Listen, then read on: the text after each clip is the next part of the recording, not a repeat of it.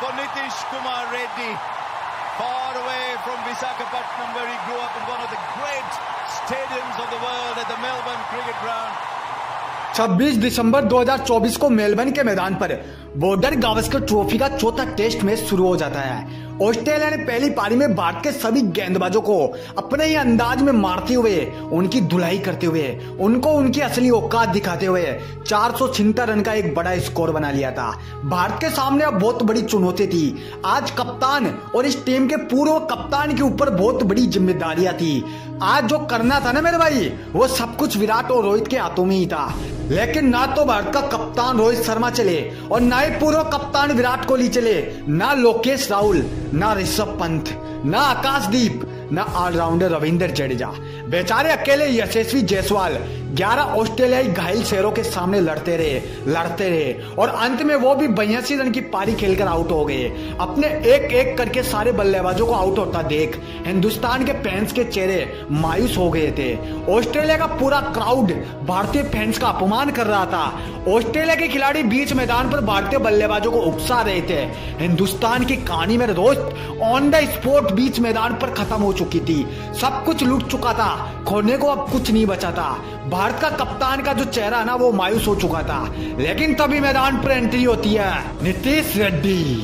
भारत की लास्ट उम्मीद नीतीश रेड्डी जब मैदान पर आए तब आधी से ज्यादा भारतीय टीम पवेलियन में बैठी बैठी अपनी हार का तमाशा देख रही थी। लेकिन आज मैदान पर कुछ अलग ही होने वाला था। जो कंगारू भारतीय बल्लेबाजों की बल्लेबाजी को देखकर उछल रहे थे ना, अब उनकी आवाज धीरे धीरे खामोश हो रही थी। नीतीश का बखूबी तरीके से साथ दे रहे थे वशिंगटन सुंदर, भारत के दो ऐसे शेर जो लगातार 11 कंगारू के बीच लड़ रहे थे, उनकी घातक गेंदबाजी का सामना कर रहे थे। इन दोनों की बल्लेबाजी को देखकर ड्रेसिंग रूम में बैठे सभी बल्लेबाजों को अपने आप पर शर्म आ रही थी कि जिनके नाम बड़े लेकिन उनके काम छोटे, जिनसे उम्मीदें की जा रही थी, जिनसे अपेक्षाएं की जा रही थी, उनसे तो कुछ नहीं हुआ।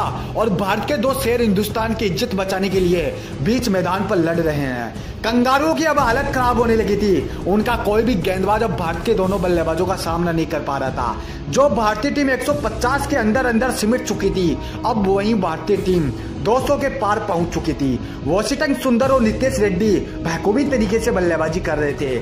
मिचेल स्टार्क, लेथन लोएन, पैट कमिंग्स ऐसे गेंदबाज जिनका खौफ तुम मेरे भाई उन बल्लेबाजों से जाकर पूछो, उन वर्ल्ड के नंबर 1 बल्लेबाजों से जाकर पूछो कि वो भी इनका सामना नहीं कर पाते। लेकिन आज बीच मैदान पर नीतीश रेड्डी इन सभी गेंदबाजों के सामने शतक ठोककर हिंदुस्तान की इज्जत बचा ली। उधर वशिंगटन सुंदर ने भी भारत की बर्बादी को रोक लिया। मेरे भाई ये कहानी थी भारत के उस बल्लेबाज की जिसका अपना कोई अस्तित्व नहीं था, लेकिन इस बल्लेबाज ने भारत को मुश्किल स्थिति से बाहर निकाला और अपनी टीम का स्कोर 369 रन तक पहुंचा दिया। मेरे भाई भले भारतीय टीम इस मैच को नहीं जीत पाई, लेकिन नीतीश रेड्डी ने अपनी तरफ से पूरी कोशिश की थी। वो किसी ने सही कहा ना कि अकेला आदमी कुछ नहीं कर सकता, और उस मैच में भी कुछ ऐसा ही हुआ था। भारत का कोई भी बल्लेबाज नहीं चला और नतीजा ये हुआ कि भारतीय चौथा टेस्ट मैच हार गई।